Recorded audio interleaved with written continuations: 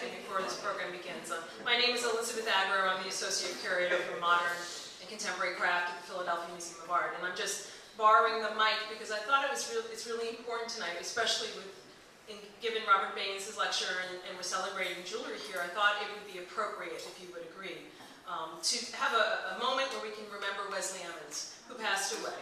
And I don't know if there are many people in this audience who could speak way more than I on the subject. I recently visited him a few weeks ago and had a prior visit in learning about him and his work and his role here in Philadelphia, just before SNAG's conference in 2008. And so it's very present on my mind that we've lost a great member of our artistic community here in Philadelphia, really rich, important fabric of Philadelphia's not only craft, but especially jewelry and all that he gave. I send our condolences to his wife, who was so lovely and took such great care of this man.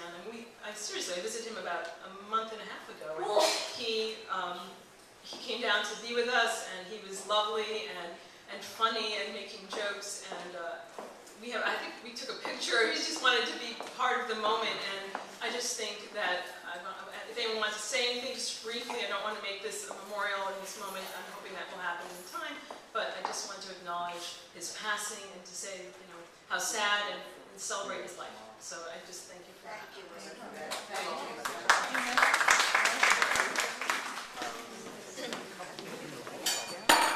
So, good evening, everyone.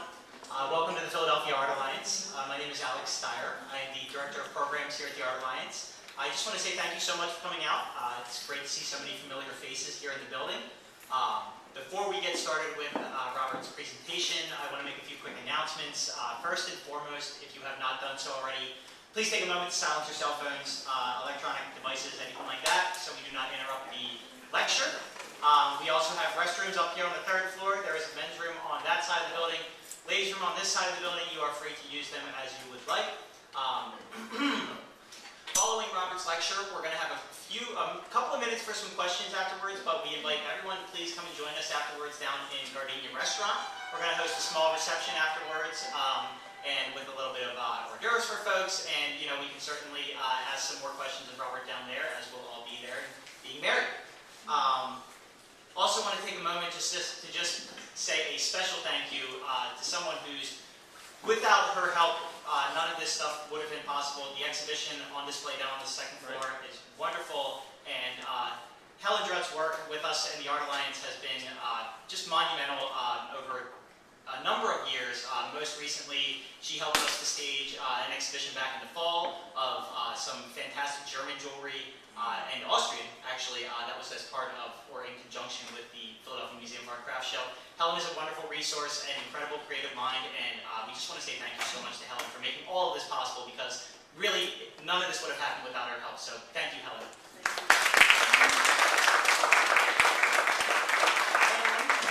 So on that note, quick note about the gallery exhibits. Please feel free, if you have not done so already, to peruse the galleries after the lecture tonight. We'll keep the galleries open. Definitely go down and see Robert's work in the 2nd floor galleries. Also want to point your attention to the folks on the 1st floor as well. 2 Philadelphia artists, Chad Curtis and Matthew Alden Price. Some wonderful work down on the 1st floor as well. And also on the subject of gallery exhibits, there are catalogs for sale afterwards for Robert's exhibition. Please see one of us at the front desk. We'll be able to help you. We can do cash or credit card, whatever your fancy is, we'll be able to make it happen. So, I'll turn to my notes now. Let's say a few bit about Robert Baines. Robert is the postgraduate coordinator of the RMIT Gold and Silversmithing Program and deputy head of the School of Art. In 1979, he received a Winston Churchill study grant, and that was followed by a senior Fulbright study and 2 senior Andrew Mellon Conservation Fellowships at the Metropolitan Museum of Art in 1999 and 2002, respectively. In 2007, Robert received a senior research scholarship from the Sherman Fairchild Center for Object Conservation at the Metropolitan Museum of Art in New York. His work as an exhibiting artist and goldsmith is collected in prestigious public collections in Great Britain, Germany, France, New Zealand, and Australia, and can be found in just about any major craft collection in the world. So with that being said, I'm going to let him take the mic. Thank you so much again, folks. Without any further ado, Robert Baines.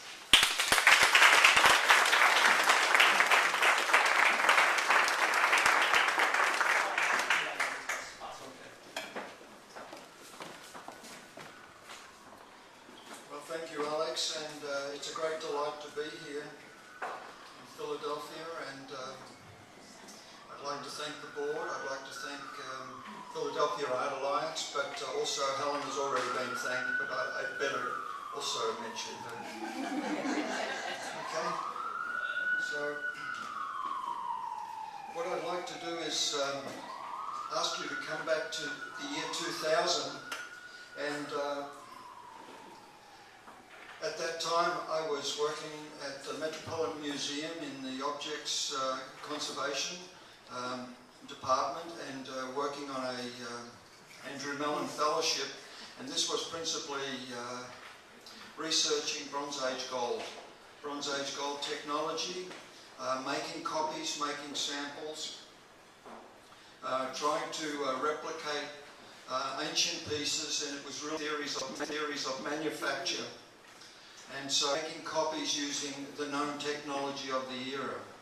And this is really empowering knowledge. It informs the museum about their collection, but it also builds a knowledge base for the authenticating of ancient gold work, and it's principally work in the first millennia BC. So